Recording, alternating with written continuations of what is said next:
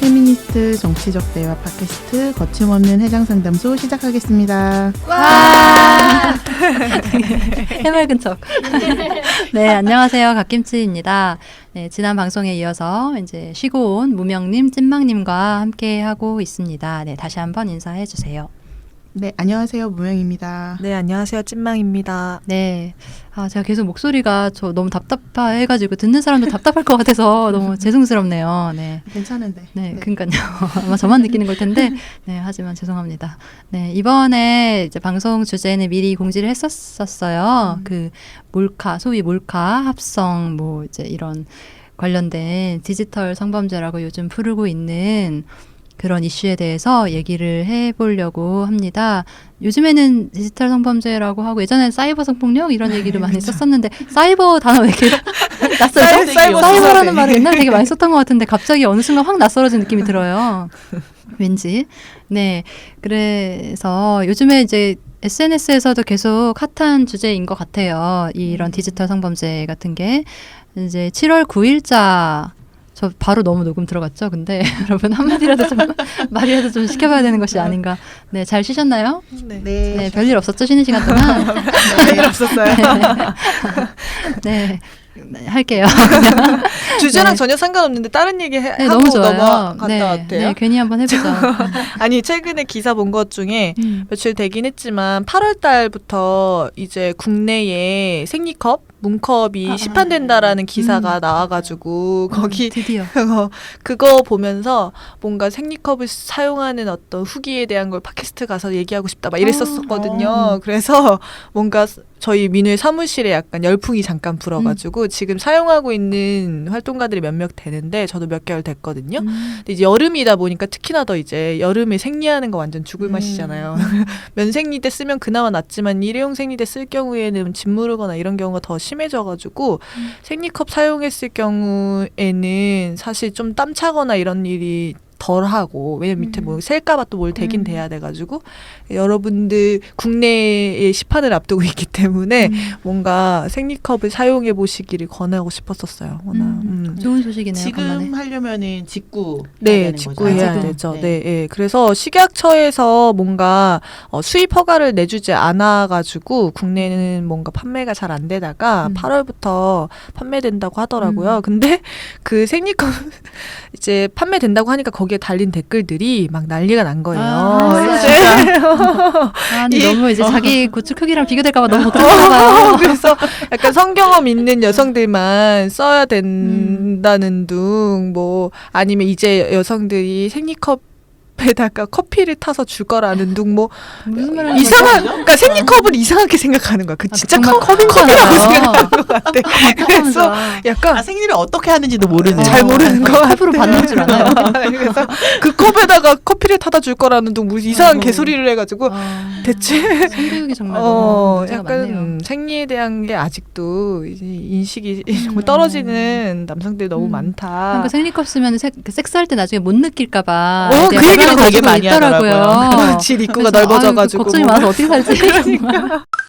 그러면 본 주제로 이제 들어가서 네, 7월 9일자 기사가 난 게 있어서 가져와 봤어요.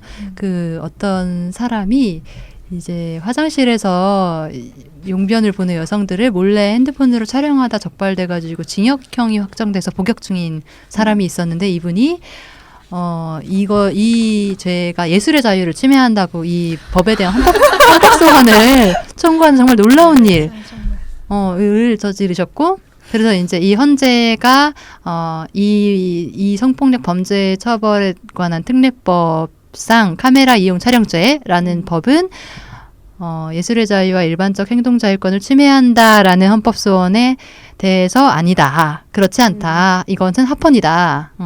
헌법에 맞다라는 이제 판결을 냈어요. 6대2로. 네. 그래서 이제 이 사람이 자기 촬영이 예술행위였다라는 주장을 한 거죠. 네. 아니 그리고 이 뭐죠? 네? 이 헌재에서 판결. 아니 이 두 분이요?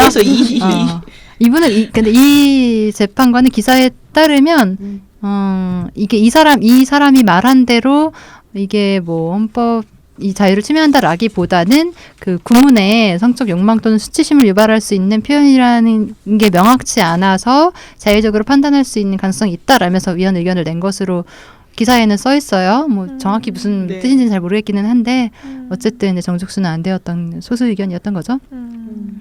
근데 참 이 몰카 그러니까 예술 행위였다. 네, 그러니까 몰카 촬영으로 근데 징역형까지 했다는 것은 이게 뭔가 엄청 대단히 죄질이 나쁜 걸 같이 했거나 아니면 엄청난 상습범이거나 이런 그러니까 약간 쓰레기 같은 분이실 텐데 쓰레기 같은 분 네, 그런 높이긴 사람일 높이는데 텐데 쓰레기다. 굉장히 또 이렇게 국비를 들여서 법사원까지 진행하고 정말 미치겠네. 또 놀라운 이제 게 있는데 온라인에 보면은 이제 광고 법률 광고 같은 게 떠 있는 경우가 있잖아요. 근데 이제 성매매도 몰카도 불법인데 둘 다 한 경우 점점점 변호사가 필요할 때 뭐뭐뭐 이렇게 광고가 올라온 게 있는 거예요. 그러니까 만약에 내가 몰카를 범죄를 저질러서 법에 저촉될 경우에 여기 이제 변호사한테 연락을 주면은 잘 봐주겠다라는 식의 광고가 이제 올라와 있는 거죠. 근데 이런 거 되게 많잖아요. 이제 성범죄의 경우에도 네. 어떻게 하면 감경받을 수 있는지. 그러니까 지식인 같은 데에 변호사들이 이제 답글 달면서 광고하는 것도 되게 많거든요. 그 가해 상담 가해 행위자들이 본인이 잘못하고 고소 이제 피소되거나 했을 경우에 네이버 지식인을 이용해서 굉장히 많이 상담하더라고요. 그럼 거기에 이제 변호사들이 홍보하면서 이제 상담해주면서 본인한테 오라고 사무실로 오라고 이렇게 유도하는 그게 정말 많이 달려요. 가해 상담해주는. 그래서 이런 광고가 붙는다는 거는 사실 그러니까 이게 지금 되게 몰래카메라를 딱 적시해서 쓰고 있는 광고예요. 네. 이렇다는 거는 몰카 범죄에 이제를 가지고 뭔가 고충을 겪고 있는 가해자들이 굉장히 뭔지 모르겠는데 아무튼 그런 사람들이 되게 많다는 거. 적발된 사람들. 방송에서 소개됐는지 모르겠는데 그 성난 남녀라는 카페 혹시 아세요? 네? 이게 뭐냐면 성범죄로 난처한 남녀. 너무 그래서 남녀야. 억울한 이렇게 분명히 남자였을 것 같은데 그래요. 이제 억울한 성범죄 무혐의 입증 방법 공유 카페라는 것이 있어가지고 막 얘기가 엄청 됐었었는데 그래요? 네, 무혐의를 입증할 수 있는 방법을 공유하는 카페라는 거예요. 그래서 명백한 성범죄자는 물론 그에 따른 죄값을 치러야 되지만 그러지 않은 경우가 너무 많지 않냐. 우리 지혜를 모아보자. 막 이런 식으로 해서 이것도 뭔가 문제가 되나요? 라면서 올리는 게 진짜 다 성범죄인 거야. 너무너무 성범죄인데 그러니까 억울한 성범죄라는 거가 아닌 거죠. 성범죄 사실은- 무혐의를 위한 네, 거죠. 그렇죠. 거의 그런 수준이더라고요. 그래서 본인들 그 성인지 관점에서는 억울하다라고 그쵸. 느끼지만 그쵸. 안 나쁘게 걸렸다. 되게 본인의 상사인 어떤 그런 권력을 사용한 어떤 범죄임에도 불구하고 그 여자가 자기를 따라왔다는 등 뭐 별의별 얘기를 다 붙여가면서 자기는 혐의 뭔가 강요하진 않았다라는 거를 네. 표현하면 저도 범죄인가요? 라는 걸 질문하고 있고 네. 네, 엉망진창인 카페가 있더라고요. 그러면 댓글이 달리나요? 네. 뭐라고요? 서로 도와주는 건가? 도와주는 자기 거. 경험을 이제 얘기하면서 이런 식으로 경감받을 수 있다라는. 네네네네. 그러니까 근데 제목에 그 성난 남녀 정말 알려라. 여기 너무 양극한데. 이미지 보여주고 싶은데 쇠고랑 자고 있어. 쇠고랑 사고 있나요? 뭔가- 이미지. 이게 어떻게 너무 원래는 분명히 선생님. 성난 남자였거든요. 근데 성난 남녀로 바뀌었어. 바뀌었구나요. 최근에 헤드로. 헤드가 바뀌었어. 그래서 사실 이제 이 소위 사이버 성폭력이라고 이 디지털 상의 성폭력, 특히 이제 몰래카메라로 여성의 모음을 촬영하고 유포하는 경우에 대한 케이스가 되게 많이 늘어나고 있는 것으로 나오는데 기사에 따르면 이제 대검찰청 2015 범죄 분석에 따르면 이제 몰래카메라 촬영 유포하는 범죄가 10년 동안 39배가 증가했다는 거예요. 2005년에 341건이었는데 2015년에 7,730건으로 늘었다라고 이제 어마어마하게 폭증을 한 거죠. 그래서 2015년 경찰 통계 연보에 따르면 사이버 성폭력 사건은 전체 성폭력 범죄의 24.9%에 달한다고. 비율이 굉장히 높아졌네요. 정말. 네, 건수 자체도 엄청 많이 늘어났고. 그래서 이제 이 기사에서는 사이버 성폭력 전담팀을 만들어야 한다고 이제 그 필요성을 되게 강조해서 얘기를 하고 있어요. 사실 뭐 이게 한번 유포된 다음에 별로 막을 수 있는 방법이 있지도 않고, 근데 피해자들이 입는 피해는 엄청 막심하잖아요. 네. 그런데 이제 보는 사람들은 별로 문제라고 느끼지 않고 그냥 놀이문화처럼 이렇게 하는 데다가 이런 걸 이용한 그 온라인 페이지의 광고 수익 그런 식으로 계속 이제 굴러가고 있고, 근데 경찰 측에서도 별로 뭐 할 수 있는 인력이나 뭐 전문성이나 이런 게 갖춰져 있지 않은 상황이기 때문에 해결이 너무 어렵다는 것. 그래서 이런 문제를 전담할 수 있는 전담팀이 만들어져야 한다라고 주장하고 있는 거고, 그러니까 지금은 사실 사이버 범죄팀 같은 것은 있는데 성범죄를 전담하는 팀은 없는. 네, 사이버 권력이 없는 수사대가 있고 아마 이 업무를 전담하는 인력을 따로 배치해야 된다라는 의미인 것 같아요. 그리고 이게 되게 머지 않은 과거의 일인데 2013년 전에는 동의하에 찍은 영상 사진이면 동의 없이 유포해도 처벌하지 않았던, 그러니까 법이 그렇게 되어 있었던 거죠. 그래서 만약에 이제 나랑 찍은 섹스 동영상을 이제 유포를 막 아무데나 엄청 했는데 찍을 당시에 내가 카메라 바라보고 있고 이렇게 동의해서 찍은 거면은 이거는 같이 좋아서 찍은 거 아니냐라면서 이제 전혀 처벌받지 않았었던 게 2013년 이전이었던 거. 그때 개정이 되면서 동의를 했어도 유포에 동의하지 않았으면 처벌하게 된 걸로 바뀌었었던 그런 일이 또 있었네요. 네. 그리고 이거는 정말 법에서 동의해서 찍은 거는 어떻게 돼도 책임이 그냥 본인의 책임이다라는 거가 담겨 있는 거니까 정말 문제였던 거예요. 그러니까 찍은 여전히 왜 찍었냐라는 말을 너무 많이 하기 때문에 왜 찍은 게 문제가 아니라 이거를 왜 유포시켰으면 그게 어떤 영향과 효과를 가져오는지를 생각해야 되는데도 불구하고 이런 관련 기사가 나거나 하면 댓글에서 그러니까는 왜 찍었냐라거나 왜 그 사람 만났냐라거나 정말 의미 없는 얘기와 결국은 가다 보면 왜 태어났냐까지 갈 것만 같은 그런 얘기를 너무 많이 하고, 그리고 정말 왜 찍었냐라고 많이 물어보는데 그 맥락이나 상황에 대한 전혀 그러니까 동의해서 찍은 거 자체를 비난한다라는 거는 결국은 성관계 왜 했냐를 비난하는 것과 정말 가다 보면 그렇게 되는 건데, 법에서 사실은 바뀌어서 그나마 이제 법으로 할 수 있는 게 생긴 거죠. 동의했다. 예전에는 그냥 당연히 이런 건 동의를 할 리가 없다라는 전제가 법에서 있었던 거고, 그러니까 몰래카메라, 몰래 찍은 거에만 굉장히 초점이 있었던 건데, 지금은 동의해서 찍은 경우에도 이거는 유포되면 처벌한다라고 법에서도 되어 있고, 실제로 그러면 이제 그러니까 동의 여부와는 상관이 없는 거죠. 유포가 됐을 때는 어쨌든 이거는 처벌 대상이 되는 거고 범죄다라는 인식을 심어줄 수 있는 거니까. 근데 사실 처벌한다고 하더라도 그 처벌 수위 같은 거는 사실 되게 벌금형에 그치는 경우가 70% 이상이라고 나와 있고, 그리고 처벌대로 되는데 그 올라 있는 영상을 삭제하는 것이 이제 공기관에서 해주는 건 아니어가지고 사설 업체 섭외해서 결국 이제 돈 들여서 하는데 그거 해봤자 또 퍼지면은 또 그거 그러니까 영원히 사실 계속 퍼질 수 있는 문제가 주기적으로 확인해가지고 다시 또 하라는 얘기인 건데 이게 약간 걷잡을 수 없는 어떤 상황이기 때문에 더 문제인 것 같기는 해요. 그리고 이런 게 이제 여성들에게 불러일으키는 일상의 공포나 불안 같은 게 엄청 큰 거예요. 그렇죠. 그러니까 주말에도 되게 트위터에서 이슈가 됐었는데 그 공공장소에 있는 화장실들에 그 문고리 쪽에 이렇게 구멍이 작게 뚫려 있는 게 되게 많은데 이제 그게 몰카 구멍일 가능성에 대한 얘기. 왜 여자 화장실만 이렇게 유독 이게 이렇게 많냐. 그리고 실수로 뚫었다고 하기엔 너무나 많고 애매한 위치에 있는 구멍들에 대한 그런 거 너무 일상적으로 많이 신경 써야 되는 부분이고, 그리고 신경 쓰는 걸 어느 순간 포기하게 되기도 해요. 이거 뭐 어쩌고. 저는 포기했어요. 네, 저도요. 예전 20대 초반에 그러니까 모텔에 설치된 몰래카메라에 대한 얘기를 너무 많이 들었는데 긴장이 되게 많았죠.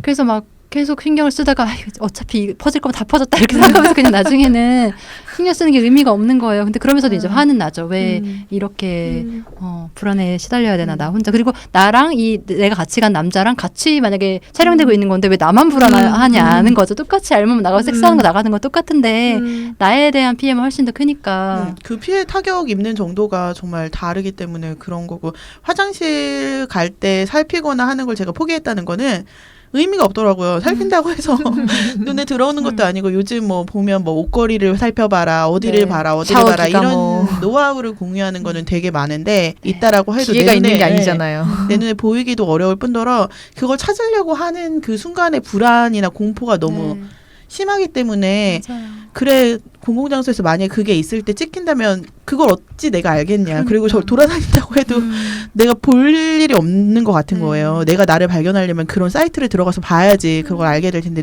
그 여성들이 하는 얘기 중에 하나가 이제 몰카가 있는지 없는지를 보기 위해서 살필 때 정면으로 찍히는 나의 얼굴. 이것도 약간 아, 걱정인 거예요. 그래서 이게 깊숙이 계속 내가 살피면서 찍히는 거예요? 그거조차도 약간 두려움이 떨게 돼서 결국엔 고개를 못 들고 뭐 이런 식으로 어떻게 최대한 안 나오게 하는 어떤 그렇네요. 동작으로 화장실 피곤하다. 볼일을 보는 그런 얘기, 진짜 이렇게 피곤하게 살아야 되냐라는 어떤 얘기들도 많이 본 것 그게 같아요. 왜냐하면 정말 기사로도 접하게 되는 게 직장 동료가 뭐 회사 화장실에 설치를 해놨다가 적발되는 사례. 네, 제 학교에서, 친구 제1기획 지금 걸렸잖아요. 제 친구 제1기획 다녀요. 지금. 그러니까 그리고 학교에서 적발되는 사례 이런 게 정말 하루 종일 시간을 보내고 화장실을 안 갈래 안 갈 수가 없는데 어쨌든 가야 되기 때문에 그거를 신경 쓰고 우리 회사도 혹시 우리 학교도 혹시 이렇게 한다고 해서 해결되지 않는 거예요. 그렇다고 탐지기를 가지고 다닐 수도 없고. 네. 제가 어떤 일이 있었냐면 한 대학에 이제 교육을 하러 갔어요. 그런데 화장실을 이제 교육 전에 화장실을 갔는데 그 화장실에 스티커가 붙어 있는 거예요. 이 화장실은 몰카로부터 안전한 화장실입니다. 아이고야. 그 인증을 해서 그렇구나. 스티커가 붙어 있었는데 제가 이제 몰카에 대해서 전혀 인식하고 있지 않았죠. 화장실 빨리 가서 용변을 해결해야겠다 라고 생각하고 갔는데 이제 들어가서 그 스티커를 본 순간 오잉? 하면서 그 스티커의 날짜가 3일인가 4일 전인 거예요. 그걸 본 순간 3, 4일 사이에 이 화장실이 안전해지지 않았을 수도 라는 생각이 들면서 그러니까 불안을 해소하는 방법으로 이제 몰카 탐지기를 그 활동을 하시는 분들이 사서 확인을 하고 언제 이 화장실을 점검했는지를 해서 써놓는 거죠. 서울시에서도 자구책으로, 하잖아요. 그 자구책으로 하고 있는 거죠. 그 학생분들 몇몇이 하는 거겠죠. 그랬는데 그게 사실 일상적으로 겪고 있는 불안을 해소해주지는 않는 그쵸. 거예요. 왜냐면 바로 직전에 내가 확인한 게 아니기 때문에. 그리고 그 화장실 아니면 다른 화장실은 그러면 안전하지 않은 화장실이라는 거잖아. 그리고 그 며칠 사이에 어떻게 된 것이냐는 거죠. 탈기가 정말 네. 포박해지는 저 것 이사 같아요. 왔을 때 이사 온 집에 사시던 이제 아기 엄마분이 계셨는데 화장실에 그 변기 옆에 조그만 구멍이 나 있었어요. 가정집이거든요. 근데 거기서 휴지를 이렇게 돌돌 말아 놓으신 거예요. 저한테 이제 안내를 네. 하면서 그냥 별거 아닐 텐데 불안해서 막아놨다고. 자기 집인데 진짜 너무 그때 어떻게 되게 살아야- 그러니까요. 근데 남편이랑 애기랑 셋이 사는 집이었거든요. 그런데도 그렇고. 근데 저는 너무 신기한 것 같아요. 그 용변 보는 거를 왜 보고 싶어하는 거죠?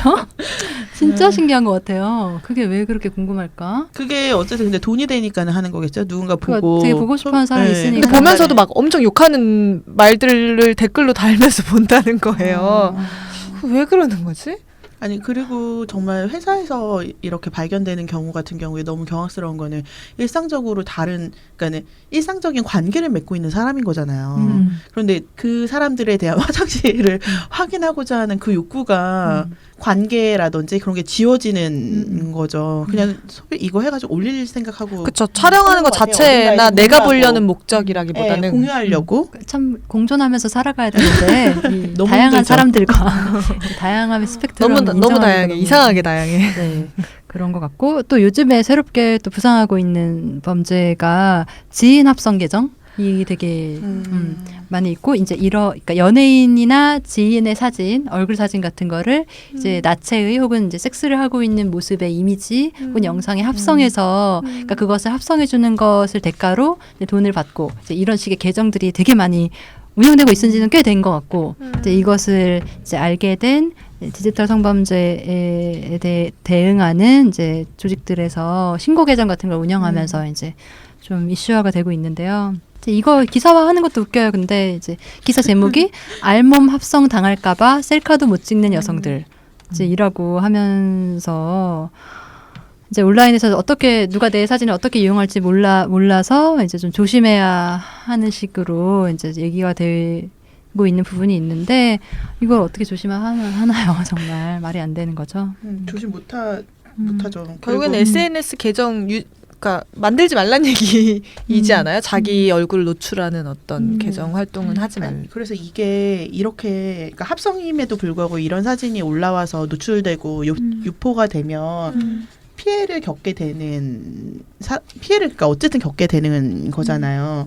그거를 사람들이 막 돌려보고 이게 합성인지 아닌지는 관심 없고 그냥 놀이처럼 흡사 놀이처럼 네. 막 본다는 건데 그러니까 안 보는 게 네. 안 보는 게 답인데 그쵸. 이게 유통을 안 시키는 게 정말 그리고 필요한 것 이런 같은데. 이제 계정들이 주로 운영되고 있는 플랫폼은 해외에 이제 본사를 두고 있는 외국 계정들, 그러니까 트위터나 텀블러 이런 데에서 하고 있는데 그래서 이제 국내 사법기관이 들어가서 제재를 할 수가 없다고 한다는 거예요. 근데 그러면 이제 이 회사에서 자체적으로 기준을 마련해서 이런 게 불가하도록 하는 건 할 수 있을 텐데 사실 되게 엄한 건 많이 하자. 엄한 규제는 좀 많이 하는 것 같은데 되게 얼토당토 않은 어떤 검색어를 금지한다든가 이런 식으로는 많이 하면서 이제 이런 식의 범죄들에 대해서는 그냥 나몰라라 하고 있는 상황인 거죠. 근데 처음에 소란에 문제됐을 때 소란의 사이트 자체도 서버가 해외에 있다, 어떻게 할 수 없다 이랬는데 됐잖아요. 솔직히 네. 사이트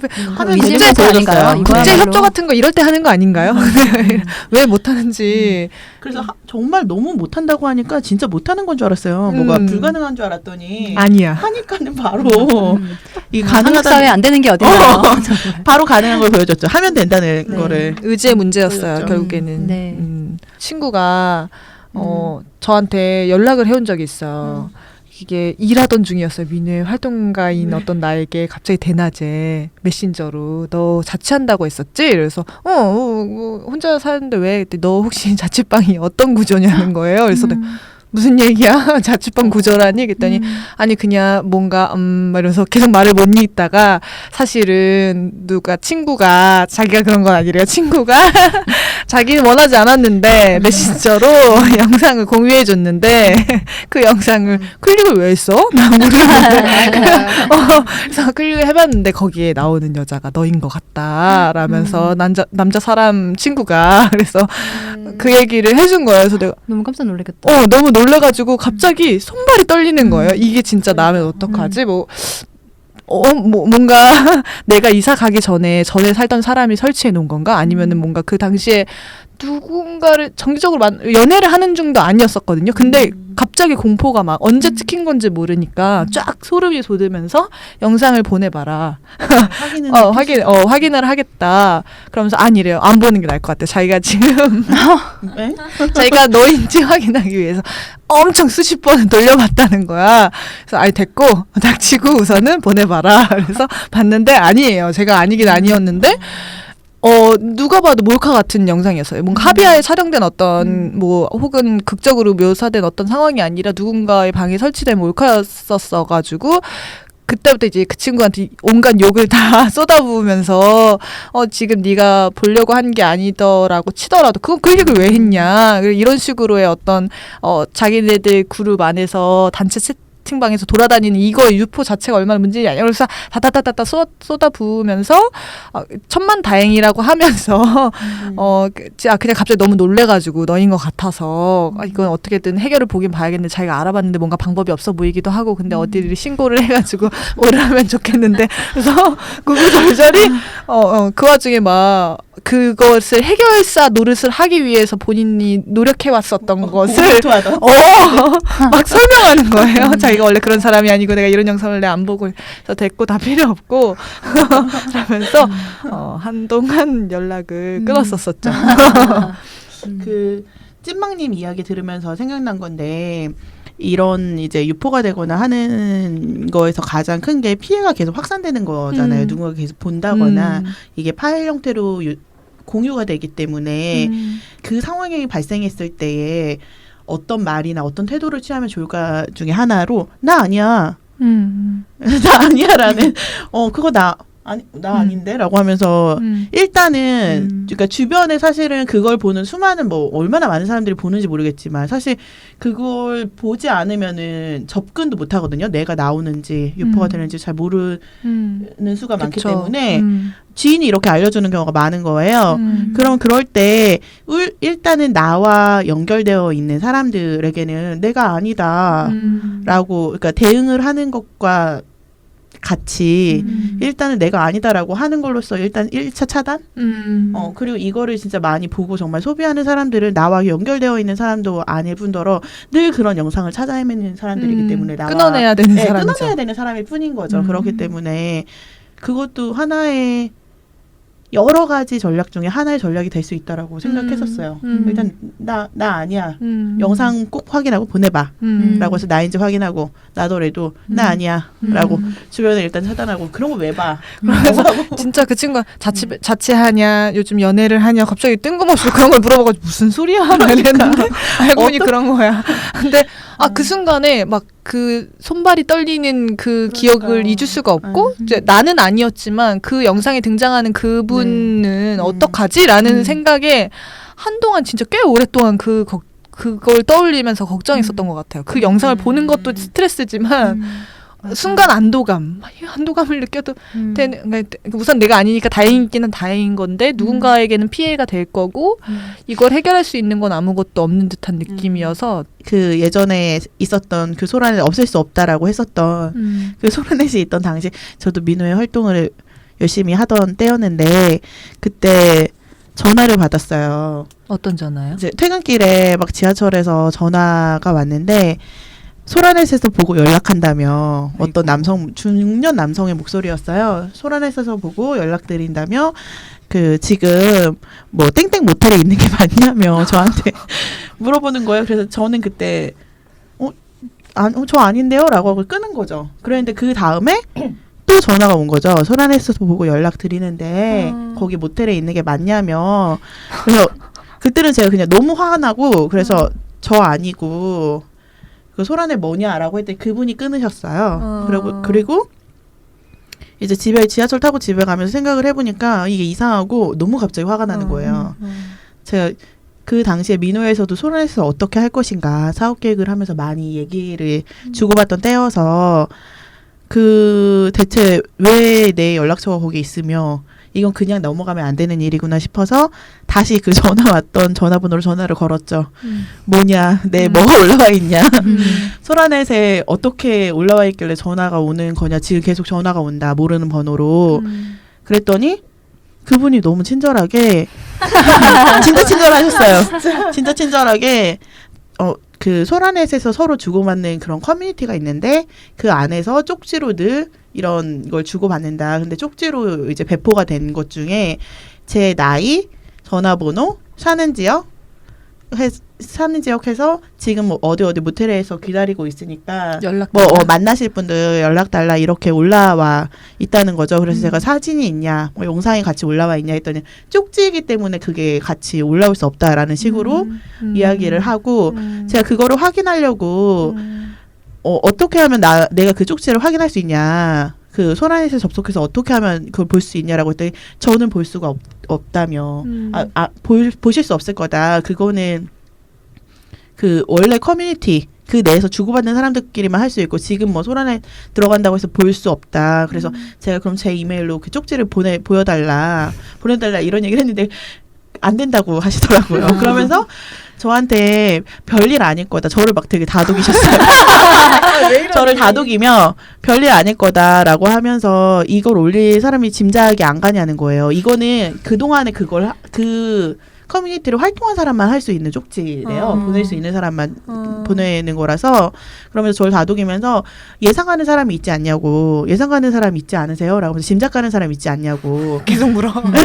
그래서 제가 아니 어떤 짐작과 어떤 예상을 해야지 그 소라넷에 내 정보를 올려가지고 그렇게 사람들한테 쪽지를 보냈을까 싶은 거예요. 그리고 제가 이제 완전 적극적으로 그걸 찾아내야겠다 막 이렇게 하니까 그분도 약간 움츠리시면서 본인이 지금 운전 중이라서 곤란하니까 옆에 같이 있는 사람을 바꿔주겠다라고 하면서 어떤 여성분이 전화를 받으셨어요. 네, 그게 그러면서 그분이 설명해 주신 거는 그 커뮤니티가 소라넷 내에서 스와핑이나 애인을 서로 바꾸는 그 플레이를 하는 곳인데 그게 유경험자와 그걸 해봤던 사람들이 아니면 그 쪽지를 볼 수가 없다는 거예요. 그냥 게시물로 올라온 게 아니다라고 하면서 저한테 이제 그분이 하신 표현은 다행히 사진이나 영상이 있는 게 아니기 때문에 너무 걱정하지 말라. 너무 걱정하지 말고 그게 아마 그런 게 이제 가짜로 올라오는 경우에는 그러니까는 남자친구나 뭐 그런 사람들이 올렸을 것 같다. 생각해 보셔라. 누군지 생각해 보셔라라고 하면서 전화를 끊고 다시 전화하지 말라고 제가 계속 전화했거든요. 찾아야 되니까 저는 그때 방법이 없었으니까 일단은 뭐 다른 게 올라가진 않았다고 하고 그래서 그 다음날 연락처를 바꿨죠. 이게 두 분 다 좀 몇 년 된 일인 거잖아요. 네, 그러니까 그렇죠. 이게 사실은 굉장히 이렇게 많이 문제가 된 게 좀 오래된 일이기도 그쵸. 하죠. 아직 그냥 최근 1, 2년, 2, 3년 사이의 일이 아니라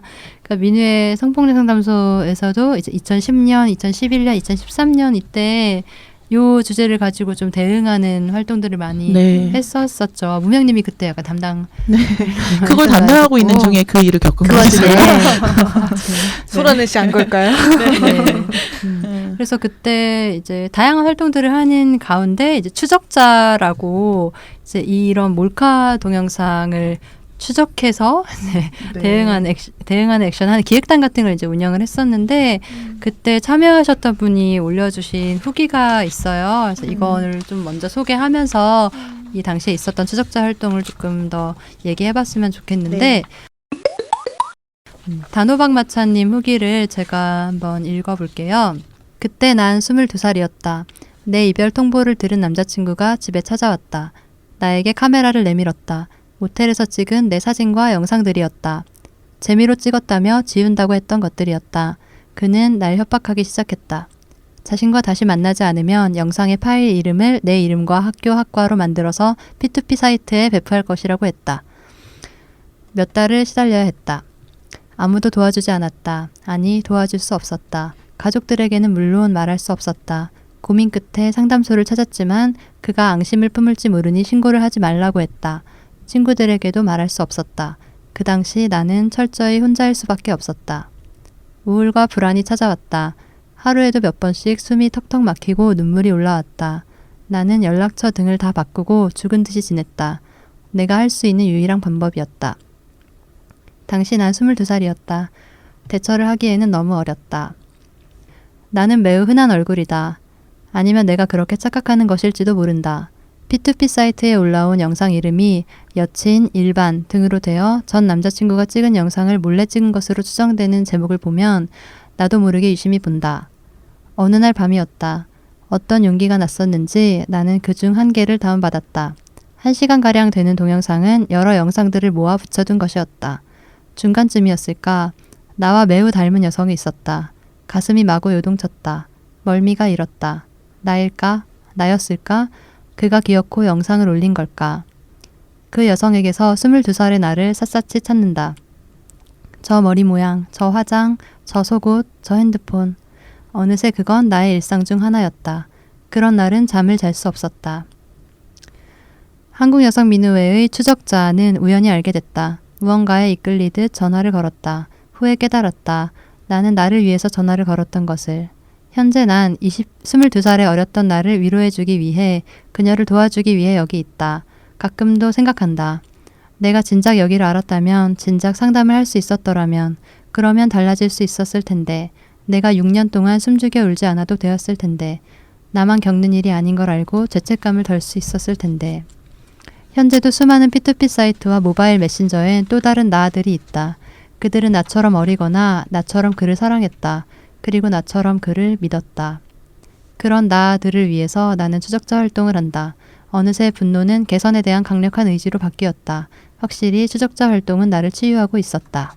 네, 이렇게 그때 이제 활동하시면서 후기를 네. 남겨주셨던 거죠. 초반에는 그 몰카라고 했을 때 공공장소에서의 몰카만 계속 화제가 되거나 이슈가 됐었던 상황이었던 거예요. 그런데 공공장소 몰카라는 게 그 당시에는 처음 사업 시작하던 해에는 그렇게 많이 사건화가 되거나 있지 않았던 지금처럼 지금은 아마도 기기나 이런 것들이 더 발전하고 더 소형화돼가지고 접근성이 좋아서 이 사건들이 더 늘어난 건지는 몰라도 그때 당시에는 이제 몰카라고 하면 몰래 찍는 거 심지어 그 TV에서 하는 몰카 뭐 이런 거로 더 많이 이야기되던 때였고 근데 이제 상담을 하다 보면 실제로 그 몰카는 애인인 사람이 몰래 찍는 경우 아니면 뭐 같이 찍었는데 이후에 지운다라고 했거나 아니면 지웠을 거라고 생각했는데 여전히 갖고 있으면서 협박하는 경우, 협박하면서 스토킹하는 경우,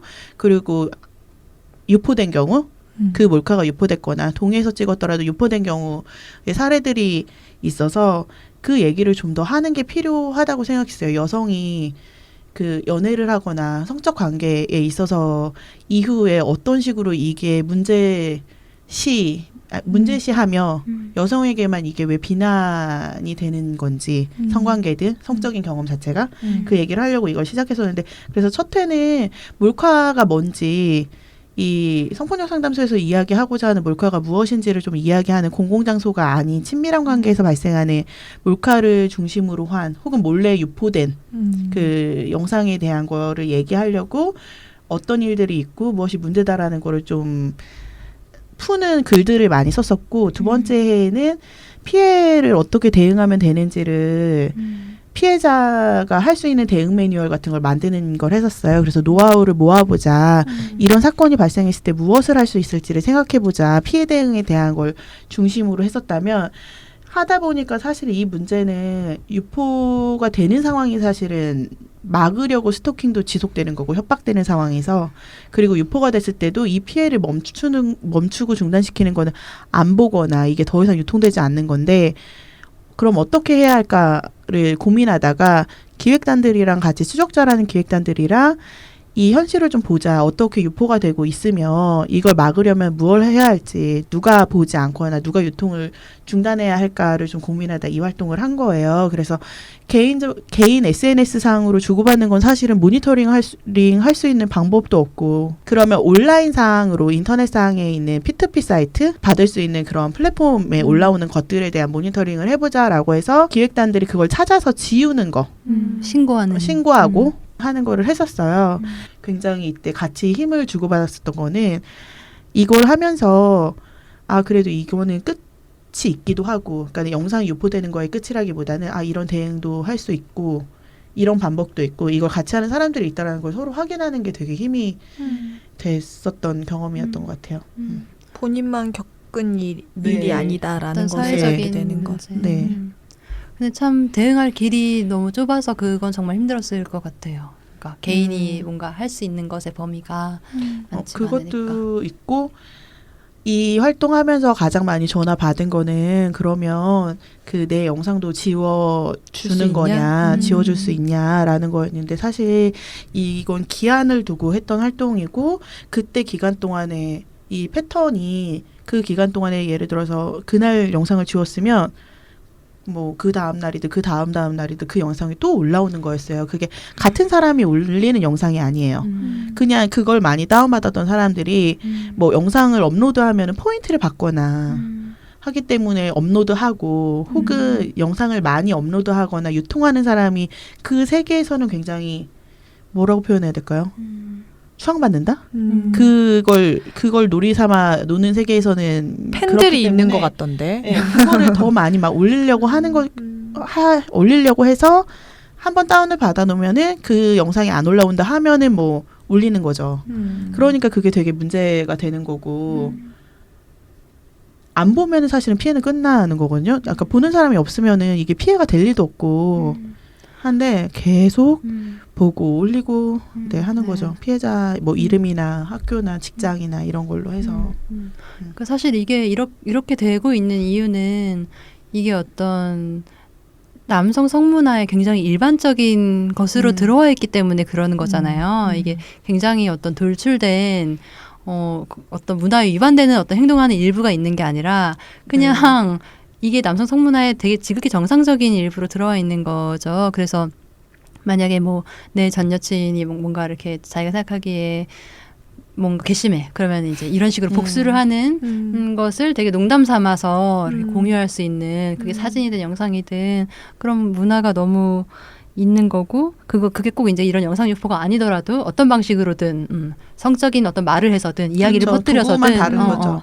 그런 문화 속에 들어와 있는 것이기 때문에 그런 거고 그리고 이제 그러니까 예를 들어서 성관계 동영상을 그러니까 누군가에게 보여주거나 나 뭐 얘랑 헤어졌는데 사실 이거 봐라 하면서 보여줬을 때 그게 인간으로서 차마 부끄러워서 못할지 그러니까 이런 식의 동의되지 않은 느껴야 되죠, 영상을 보여준다는 보여주는 것이 사람들이. 굉장히 이제 지탄받고 매장당할 일인 게 아니라 그냥 되게 일반적인 것으로 받아들여지고 네. 나도 영상 좀 줘봐 해가지고 이제 돌려보고 이런 게 있기 때문에 이거는 그러니까 어떤 식의 규제를 해도 끝나지가 않는 거잖아요. 결국은 이제 그게 바뀌는 수밖에 없는 건데 이상적으로는 저 최근에 그 얘기를 들었었던 건데 어떤 분이 이제 그런 식의 이제 원나잇을 한 상대가 그러니까 몰래 영상을 찍었다는 걸 이제 알게 된 거죠. 그 사람이 약간 이제 그걸 가지고 얘기를 걸어오면서 나 사실은 뭐 이렇게 찍었어. 뭔가 영향을 끼치려고 했었던 거겠죠. 네. 근데 이제 약간 못 믿는 척하면서 웃기시네 이렇게 하면서 뭐 캡처라도 보내봐 해서 이제 캡처를 받은 거예요. 그래서 이제 이게 잘하셨네요. 물증이 됐잖아요. 근데 이제 유포가 됐는지 아닌지는 아직 모르는 상태에서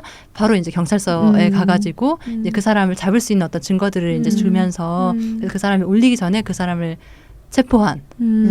그래서 이제 너무나 훌륭하네요. 네. 네. 이제 약간 그 순간에 이 사람에게 휘둘리기보다는 뭔가 이제 증거를 확보하고 대처하고 이런 식의 것도 그래서 사실 그런 불안이 들기 시작했을 때 할 수 있는 거는 영상을 보내봐라라고 해서 보내서 확인하는 건데 끝까지 영상을 안 보내는 경우에도 불안은 계속 있잖아요. 그쵸. 근데 확인되지 않은 영상은 없다라고 그러니까 결심하는 거죠. 마음을 먹는 거. 확인되지 않는 거. 혹은 상대가 확인시켜주지 않는 영상, 내가 눈으로 보지 않은 영상은 없다라고 결심해야지 그 다음 대응을 할 수 있는 거예요. 혹시 있으면 어쩌지라는 마음이 당연히 있지만 저도 여전히 갖고 있죠. 혹시 있으면 어쩌지? 라는 마음을 갖고 있지만 계속 그 불안으로 있는 것보다는 확인되지 않은 건 우선은 그건 없는 거라고 치고 그 다음을 대응할 수 있고 만약에 확인이 됐으면 유포할 거다, 유포가 됐다 뭐 이런 식으로 하더라도 확인한 거 가지고 이제 대응 시작하고 하는 게 필요하죠. 아니 그리고 끝은 있는 것 같아요. 그리고 누구와 우리가 관계 맺고 살 것인가를 고민했을 때 그거는 되게 한줌이라는 생각이 들었어요. 그 활동하면서 한편으로 들었던 생각은 늘상 그걸 보고 소위 말하는 막 소비하면서 유통시키고 하는 사람들은 알고 보면 내 주변에 한줌이거니와 그 카톡으로 서로 주고받고 한다라고 하더라도 그 사람들이 기억해서 뭐 누가 피해자구나라고 하거나 인지하거나 나와 만날 가능성은 정말 적기 때문에 그 사람을 내가 만날 가능성이 정말 적다. 그리고 그 사람이 나한테 미칠 영향은 정말 미미하고 생각보다. 정말 미미하고 그런 이제 약간의 마음 정리 같은 거를 하면서 그 소란에 전화 왔던 것도 서서히 잊은 것 같기도 해요. 그럼 마음 정리가 가능하게 되는 전제 조건은 지금 있는 시스템이 잘 굴러갈 거다. 이게 만약 맞아요. 유포돼서 네. 그 가해자가 정당한 어떤 처벌을 받을 거다라는 어떤 그 확신이 돼야 되는 건데 지금은 그게 잘 안 되기 때문에 개인들이 겪고 있는 심리적인 어떤 불안감이나 위축 이런 게 더 심한 것 같다는 생각이 들어요. 결국에는 원론적으로 제도가 잘 굴러가야 된다. 기본이.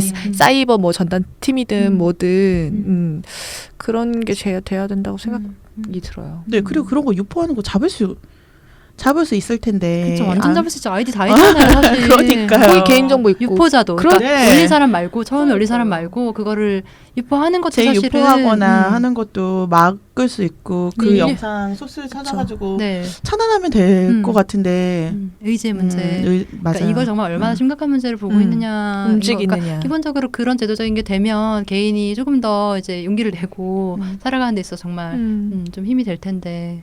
그게 잘 안 생각이 돼서. 드네요. 그리고 어쨌든 보는 행위 자체도 가해에 일조하는 것이다라는 것도 좀 네. 많이 생각했으면 좋겠어요. 그러니까 정말. 그 협박이 가능하게 하는 것 같아요. 내가 올리기만 하면 유포가 되면 되게 많이 볼 거다. 이런 얘기를 이미 하니까. 이제 이거는 확산이 되면 될 거니까 내가 위협하는 거대로 행동해라라거나 겁먹어라라는 메시지를 가지고 있는 것 같아요. 그게 가능한 게 이제 사람들이 많이 보고 서로 주고받고 하는 거라서 받으시면은 할 수 있는 거는 꼭 내 선에서 보지 않는 거 개인 SNS로 받으면 그리고 특히 그 여성 연예인 뭐가 유포됐다더라라거나 소문이 난다거나 그랬을 때 포털에 늘 검색어에 오르거든요. 아, 맞아요.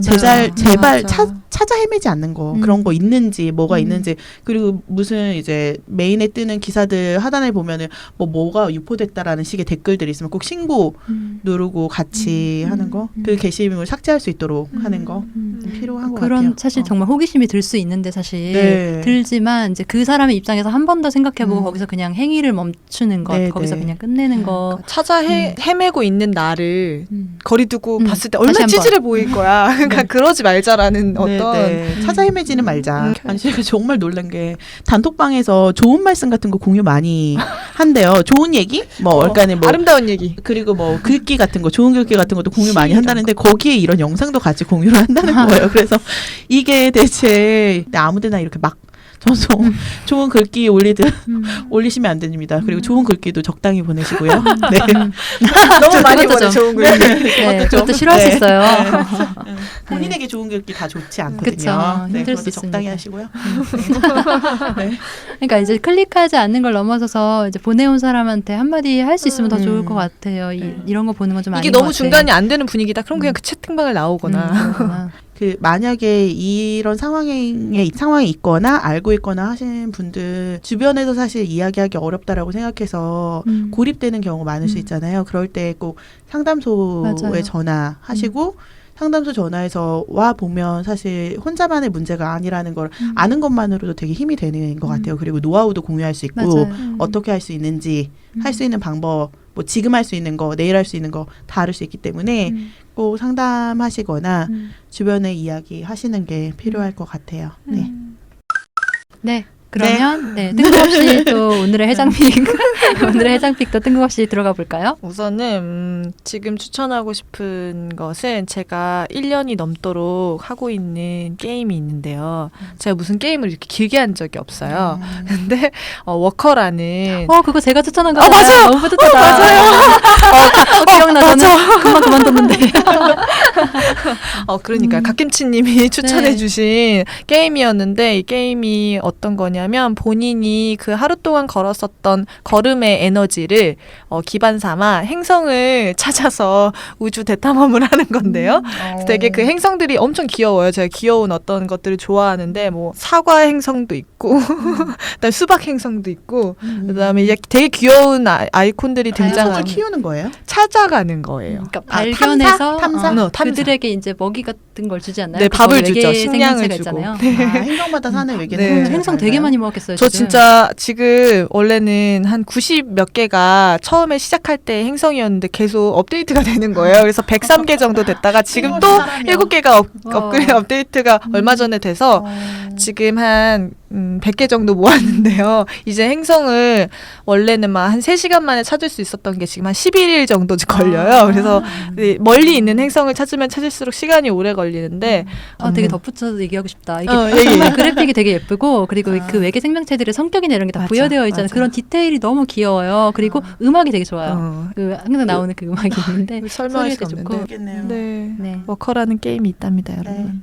네. 또 추천. 저는 김혜란 소설가가 소설 단편 모아가지고 이번에 바깥은 여름이라는 소설집을 냈어요. 이전부터 나왔던 단편 소설도 모은 거라서 이미 읽으신 분들도 많을 수 있을 것 같아요. 예전에 읽어서 좋았지만 이렇게 소설집으로 묶어 나오니까는 되게 더 좋더라고요. 좋아하는 작가의 글을 모아져 있는 걸로 읽어서 그래서 추천합니다. 김혜란 작가의 바깥은 여름. 저도 좀 유명한 건데 아마 그래서 들으시는 분들은 뭐 봐야지라기보다는 저도 그거 좋았어요라고 네. 느낄 분이 더 많을 것 같은데 그 웹툰 중에 여중생 A라고 맞아요. 너무 좋죠. 네, 단행본도 지금 다 나와 있고 그걸 저는 얼마 전에 이제 완결까지 쭉 이어서 다 봤거든요. 근데 댓글에 보면은 작가님 덕분에 저 죽지 않고 버틸 수 있었다라고 쓴 사람들이 되게 많아요. 근데 그게 뭔지 알겠을 정도로 웹툰이 담고 있는 10대 시절의 우울한 정서를 되게 디테일하게 잘 그렸잖아요. 그런 거 너무 좋더라고요. 그래서 네. 많이 봤으면 좋겠다. 그 출판사에서 민우의 사무실로도 보내줘가지고 단행본 나온 게 묶여진 게 이제 사무실 한 켠에 있는데 그렇구나. 민혜 사무실로 오셔서 보세요. 네. 그리고 특히 좋아요. 이제 가정폭력 피해자로서의 이제 이야기 이런 게 되게 현실적으로 들어있기도 하죠. 네, 많이 봤으면 좋겠습니다. 많이들 보셨겠지만. 네. 그러면 오늘 방송의 소감을 살짝 얘기를 하고 그래도 끝낼까요? 저는 간만에 나와가지고 원래는 저도 이제 되게 혼자 있을 때 이 팟빵이래 해장 상담소를 엄청 열심히 들어가지고 혼자 막 피식피식거리고 막 이러면서 나가서 무슨 얘기 해야지라는 것을 한창 일기에 쓰던 시절이 있었어요. 좀 우울한 주제를 다루긴 했지만 그래도 그 사이사이에 어이없는 웃음을 나눠서 너무 가라앉지는 않았으면 좋겠다는 생각입니다. 네. 사실 추적자 활동 정말 우울하지 않았거든요. 되게 발랄하게 모여서 막 하고 재밌게 하고 웃으면서 했는데 이게 그러니까 피해라는 게 여전하니까 여전히 발생하고 그런데 만나보면은 사실은 엄청나게 재기발랄한 팁이나 할 수 있는 거리들도 많았고 그런 것들을 제가 많이 공유를 못한 것 같아서 아쉬움이 굉장히 많이 남고요. 사실 다들 너무나 잘 여전히 살고 있고 사실은 더 유쾌한데 유쾌하지 못했던 것 같아서 네. 그렇구나. 네. 다음에 좀 더 발랄하게 네, 다시 얘기할 기회가 네네네네. 있기를. 네, 그럼 오늘 방송도 수고하셨고요. 다음에 또 같이 얘기 나눠보도록 하겠습니다. 네, 여러분.